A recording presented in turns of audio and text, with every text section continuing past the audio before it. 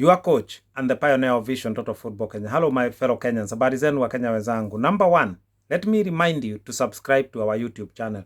We need to grow our YouTube channel. This is the channel that it's called Vision Total Football Kenya. Let us grow our YouTube channel. We have a lot of supporters, thousands of supporters in our Facebook, but let us now grow our YouTube channel. So please, before we carry on, remember to subscribe. Now, today, I want us to talk about Sebastian Migne, the former Harambee Stars coach Sebastian Migne. And I want to start by asking you a question.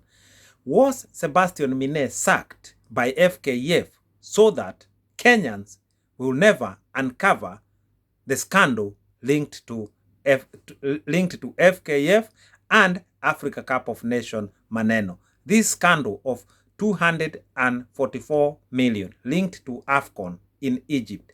Is that why Sebastian Migne was sacked? Because I have tried to look everywhere.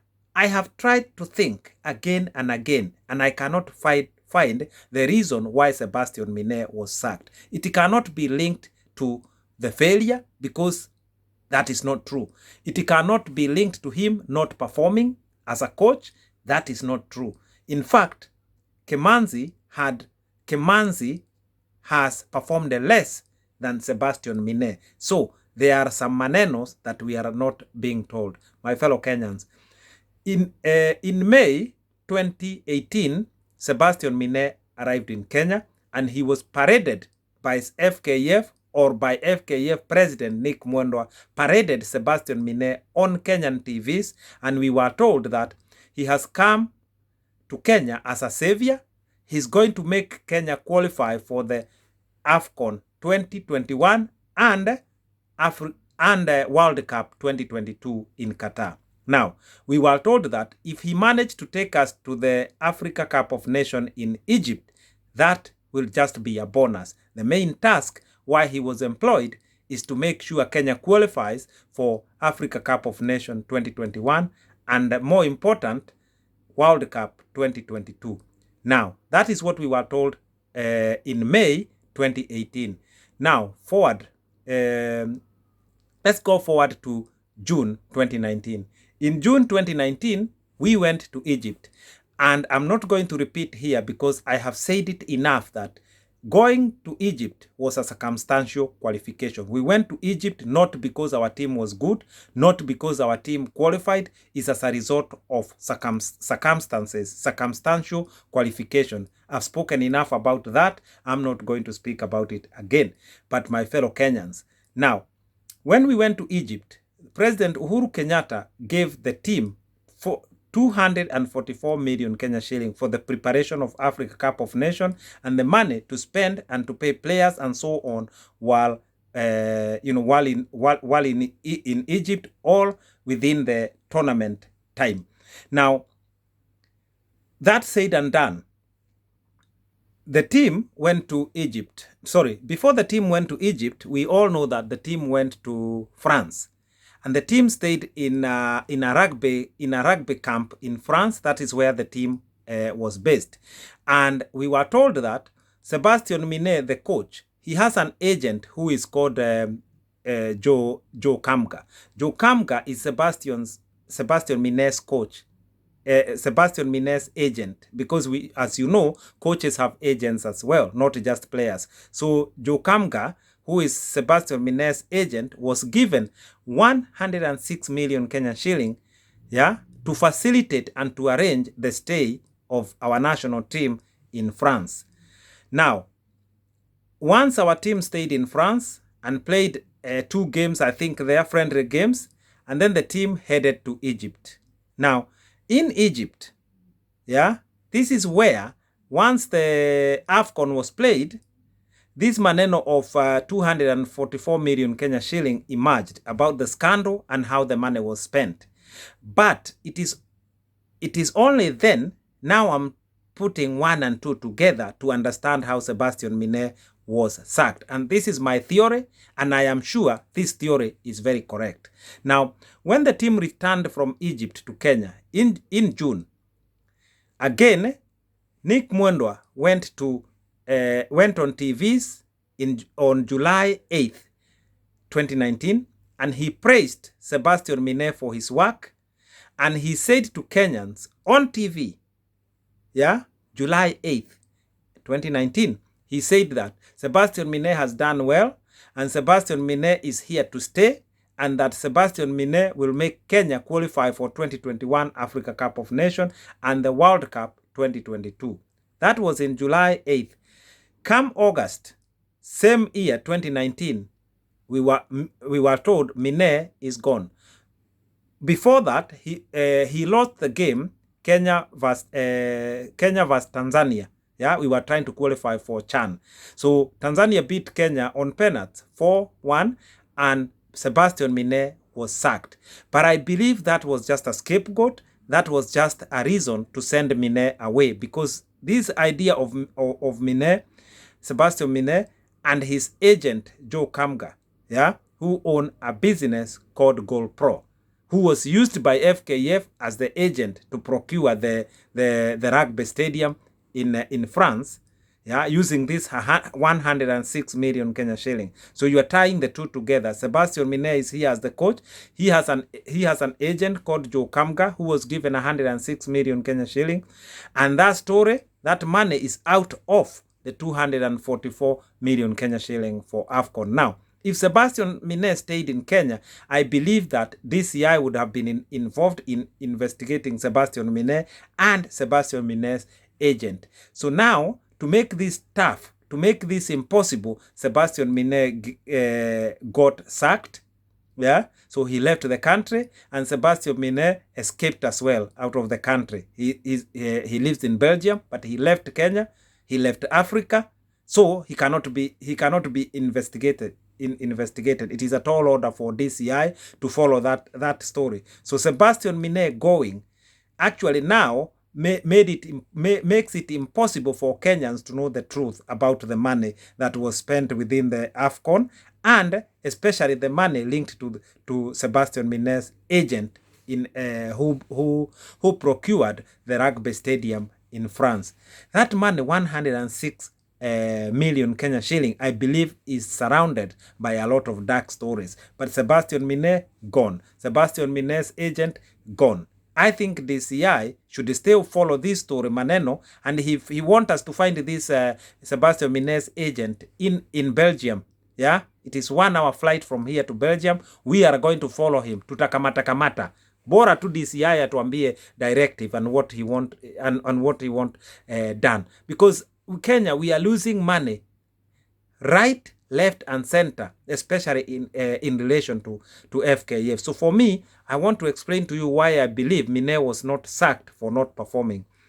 In March 2019, Kimanzi was with under 23 team that was trying to qualify to go for Olympic, and the under 23 team under Kimanzi lost a game to North Sudan. North Sudan ni ile timu ya Waarabu kule kwa kina Arbashiri, but Kimanzi lost that game in Kasarani in March 2019. Was he sacked? No. Here comes August. Sebastian Migne lost a game against Tanzania, yeah, and he was sacked, yeah. And just a month before, which was in July, we were told his record is intact. He's a good coach. He's going to take us to the World Cup 2022 and Africa Cup of Nations 2021. That is the football president, Nick Mwendwa, speaking on TV. A month later, Sebastian Migne gone. Now, when Sebastian Migne left, Kimanzi was promoted to be the senior team coach. And up to today, Kimanzi is the senior team coach. Now, Kimanzi lost a game just a while ago to Eritrea. Yeah? Lost a game to Eritrea. I think it's January this year, if I'm correct. I stand to be corrected. He lost a game to Eritrea 4-0 within the 90 minutes. It is not through penalty like Sebastian Migne. So Eritrea is beating us like hell. Kimanzi was not sacked. So Kimanzi is lost to South Sudan with under 23 and now lost to Eritrea for the senior team. That's why Kenya did not qualify for Sekafa. So Kimanzi was not sacked. But Sebastian Migne lost one game and he was gone. And remember, he was the one with the team in AFCON. Yeah. So if there is no justification for sacking Sebastian Migne based on result. There is something else. There is a story that we are not being told. And that's where now I link 1 and 2 to know that sacking of Sebastian Migne, it is, and I believe it is going to cover and is going to be used as a cover-up for what happened to our money. Because there will always be this pothole, this gap where we will never understand, because Migne is out of the country and his agent is out of the country. This story is going to be the same way as the OBE van, where we are told 125 million Kenya shilling was used to buy OBE van. That maneno here this way, we cannot find the truth. My fellow Kenyans, let me mention something else. Bobby Williamson, the one was coaching Harambee Stars when Nyamoya left in 2016, February 2016, and Nick Mwendwa regime came in. Bobby Williamson was coaching Harambee Stars then. Yeah. Now, the point here is that, again, Bobby Williamson was not sacked based on the result. He was sacked and Okumbi was brought in. When people asked, we were told this, that to pay the foreign coach is costing a lot of money than paying a local coach. That's why he was sacked and Okumbi was brought in. But Okumbi lost a number of games and he was sacked, and Paul Put was brought in. Then Paul Put could not work with FKF. He left and Sebastian Migne was brought in. So this issue of Bobby Williamson being paid a lot more money than Okumbi, and Okumbi was brought in, I also don't buy that stuff. I believe that Okumbi was brought in because he is capable to work with FKF. And I believe, again, Migne left and Kemanzi was put there. It is very easy for FKF to work with Kenyan coaches, because you know why? They are not going to expose anything. It is very easy to work with them. And I believe this is what has been happening in FKF. Whenever someone comes who can expose something, huyu anaambua ondoka. So for me, going forward, we need to bring integrity to our Kenyan game. We need to have a federation that is respected globally and that is able to get sponsorship deals. As of now, there's no single sponsor that can get involved with our football in Kenya and the federation, except 1 or 2 betting companies there that don't care. But any company that cares about its reputation, it will not get involved with this FKF or our Harambee Stars team. And we are going to continue to suffer without money. You know, we are having to buy a kit, a jersey for our national team. Who ni ushenzi gani?